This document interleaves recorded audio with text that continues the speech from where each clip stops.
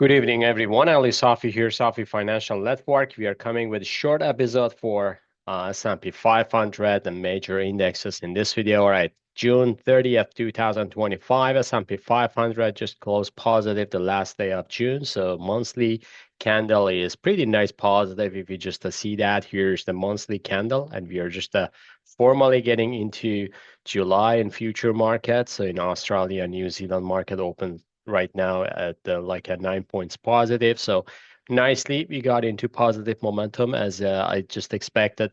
Monthly candle closed green nicely, and we are just closing new all-time high. So we should just see if a market is giving us kind of like a pullback, which I believe that 6,200 to 6,300, that's the area that we may see some kind of like a reversal, but that's going to be a shallow reversal, and we are going to see chops around potentially in August and September, potentially bottom in October for the next major rally to the upside, potentially for the blue off top, and potentially multi-decades top there. So we still have a nice kind of like a trading days coming up. So just to stay tuned for that one. Nasdaq is the same, so closed new all-time high today, 22,680.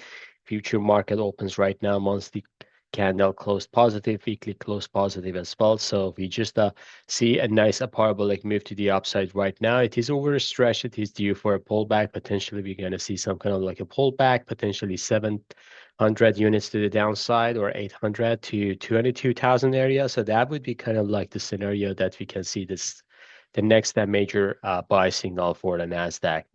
Dow Jones is the same. We just got a new kind of like a closing months. Let me just see that. So here's the monthly candle.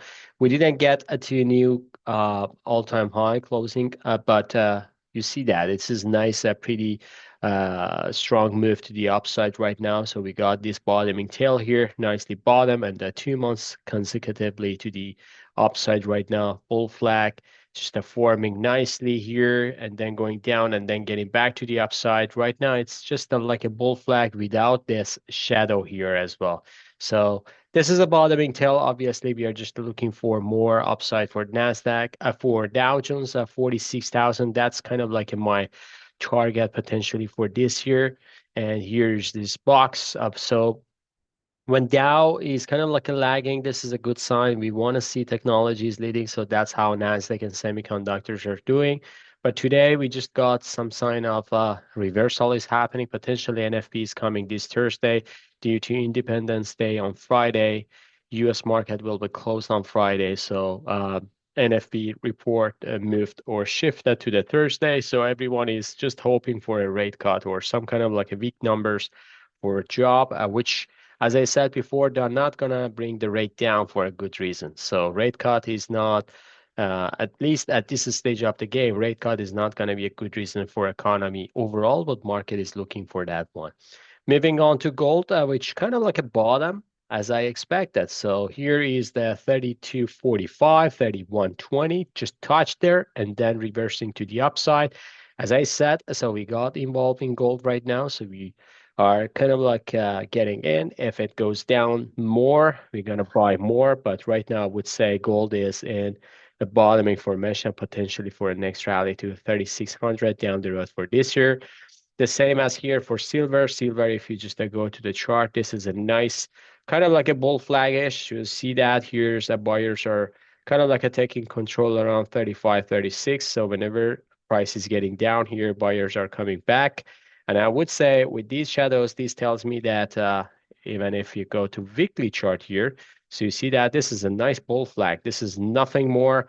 And we just wait for see another rally potentially to 40 to $44 by, let's say, end of this year. So if silver goes up dramatically, so you will see that the $44 is coming very soon, but I would just cautious about the timing. But the target 40 to 44 is kind of like very foreseeable scenario for silver. Moving on to crude. Crude is down tick today. So I would say crude is forming a very nice base here after this drop base, and potentially we're going to see another drop. Keep an eye on $60 because if it goes below $60, we're going to see more downside to 51 to 53. So we will see how it goes with crude, but keep an eye on that one.